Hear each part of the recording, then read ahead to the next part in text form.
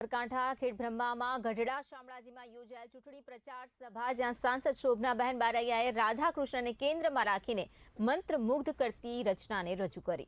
સાંસદે રાધા અને કૃષ્ણના સવાલ જવાબને આધારે અનોખી અને લાંબી રચના રજૂ કરી, જેને શ્રોતાઓએ તન્મયતાથી સાંભળી। પ્રચાર સભામાં હાજર લોકો સાંસદની રજૂઆતથી મંત્રમુગ્ધ થઈ ગયા। સાંસદ શોભનાબહેન બારૈયાની આ રચનાનો વિડીયો સોશિયલ મીડિયા પર વાયરલ થઈ રહ્યો છે અને તેની ચર્ચા પણ થઈ રહી છે।